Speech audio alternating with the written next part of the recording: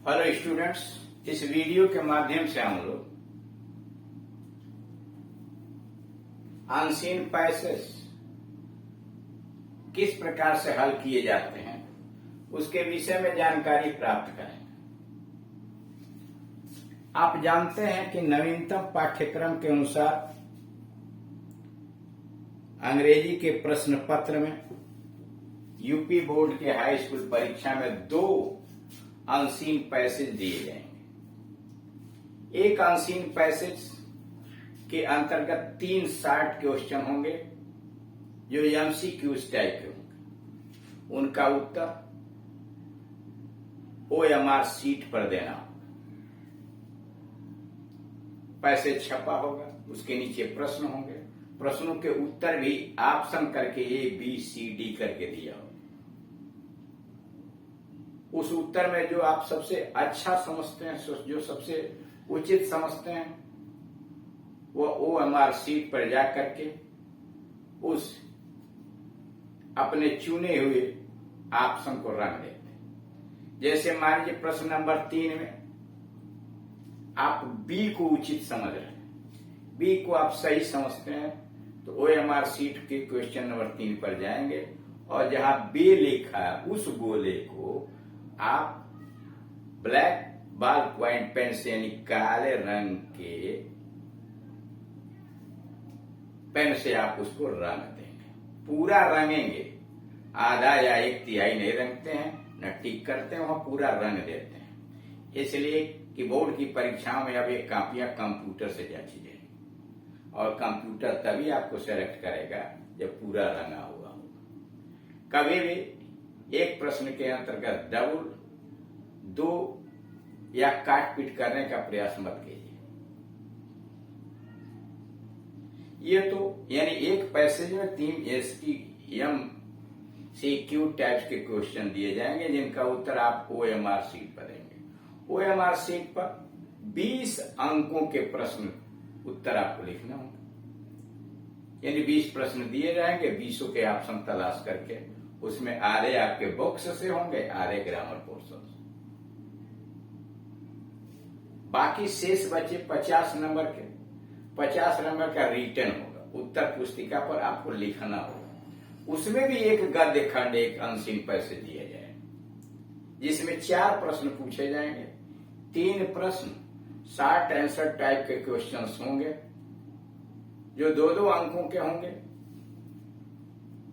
और एक वोकेबुलरी पर आधारित साइनोनिम या एंटोनिम से संबंधित कोई प्रश्न होगा जिसका उत्तर भी लिखना होगा। इन प्रश्नों का उत्तर आप आंसर शीट यानी उत्तर पुस्तिका पर देंगे। तो इस तरह से हाई स्कूल की परीक्षा में 2 अनसीन पैसेज पूछे जाएंगे। इंटरमीडिएट की परीक्षा एक पैसेज लंबा सा होगा जिसमें 7 प्रश्न पूछे जाएंगे। 4 शॉर्ट आंसर टाइप क्वेश्चंस होंगे जो 3-3 अंकों के होंगे और 3 प्रश्न वोकेबुलरी पर यानी synonym, antonym, one word substitution पर पूछा जाए।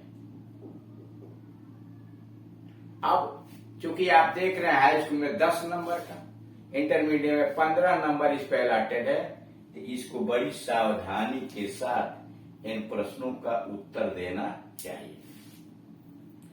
किसी भी अनसीन पैसेज को कैसे हल करते हैं, उसमें क्या क्या विशेषताएं होती हैं, क्या क्या सावधानियां बरतनी चाहिए, इससे संबंधित समस्याओं का समाधान करने के लिए पार्ट 1 से लेकर 3 और 9 से लेकर 15 के जो भी वीडियोज हैं उसमें यही समझाया गया कि आप पैसेज को कैसे सावधानी पूर्वक पढ़ेंगे, प्रोनाउंस की क्या विशेषता करेंगे, आप क्वेश्चन वर्ड का के साथ जो प्रश्न पूछे गए उनका आंसर कैसे देंगे। इन सारी समस्याओं का समाधान आप विस्तार पूर्वक से यानी वीडियो नंबर 9 से लेकर 15 के बीच में और पहले से लेकर 3 के बीच में समझाएं। उसके बाद ये एक्सरसाइज डाले गए हैं MCQ टाइप। पैसेज तो वही होंगे, चाहे वो हाई स्कूल में रख दिए जाए चाहे इंटर में रख दिए जाए। उसे MCQ टाइप का प्रश्न बना लीजिए, शॉर्ट आंसर टाइप का प्रश्न बना लीजिए, उसमें कोई दिक्कत नहीं है। हाई स्कूल, इंटर या किसी भी प्रतियोगी परीक्षा में प्रश्न का उत्तर देने के लिए यानी अनसीन पैसेज को हल करने का तरीका एक ही है। उसके लिए अलग से कोई व्यवस्था नहीं है, बल्कि आप जब भी किसी भी अनसीन को हल करेंगे तो उन सारी चीजों को जानना आवश्यक है। यहां हम एग्जाम्पल अनसीन पैसेज के एग्जाम्पल किया। Read the following passage carefully. नीचे के गद्य खंड को सावधानी पूर्वक पढ़िए। Read the following passage carefully. नीचे के गद्य खंड को सावधानी पूर्वक पढ़िए and answer the questions given below. और नीचे दिए गए प्रश्नों का उत्तर दीजिए। Read the following passage carefully and answer the questions given below. आप नीचे दिए गए गद्य खंड को सावधानी पूर्वक पढ़िए और उसके नीचे दिए गए प्रश्नों का उत्तर दीजिए।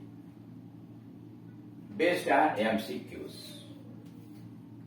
ये प्रश्न एमसीक्यूज पर आधारित पैसेज है। What ever may be the cause of their suffering. Suffering कष्ट, पीड़ा, उनके कष्ट का चाहे जो कुछ भी कारण हो।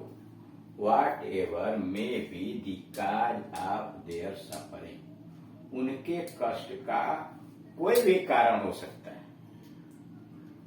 We have got to treat, हमें व्यवहार करना चाहिए। We have got to treat the handicapped with sympathy, हमें विकलांग लोगों से सहानुभूतिपूर्ण व्यवहार करना चाहिए और अंडरस्टैंडिंग और समझदारी को करा। चाहे उनके कष्ट का कारण कुछ भी हो, हम लोगों को विकलांग लोगों के साथ सहानुभूतिपूर्ण तरीके से और समझदारी के साथ व्यवहार करना चाहिए। इन मेनी इंस्टांसेस, बहुत सारे उदाहरणों में, इन मेनी इंस्टांसेस, बहुत सारे उदाहरणों में, फिजिकली हैंडीकैप्ड चिल्ड्रन, शारीरिक रूप से विकलांग बच्चे। इन मेनी इंस्टांसेस, बहुत सारे उदाहरणों में, फिजिकली हैंडीकैप्ड चिल्ड्रन, शारीरिक रूप से विकलांग बच्चे सफर, नेग्लेक्ट, उपेक्षा का शिकार होते हैं and are left to themselves in their homes, और उन्हें घर के अंतर्गत अकेला छोड़ दिया जाता है। इन मेनी इंस्टेंसेस, बहुत सारे उदाहरणों में, फिजिकली हैंडीकैप्ड चिल्ड्रन सफर नेग्लेक्ट, शारीरिक रूप से विकलांग बच्चे उपेक्षा का शिकार होते हैं and are left to themself, और अपने भरोसे उन्हें छोड़ दिया जाता है इन देयर होम, उनके घरों। This makes their life extremely sad, और इससे उनका जीवन बहुत ही दुखी बन जाता है, लोनली और एकांगी हो जाता है, जिससे उनका जीवन बहुत ही दुखद और एकांगी बन जाता है। Our first duty is to make these children more cheerful. Our first duty is to make these children more cheerful.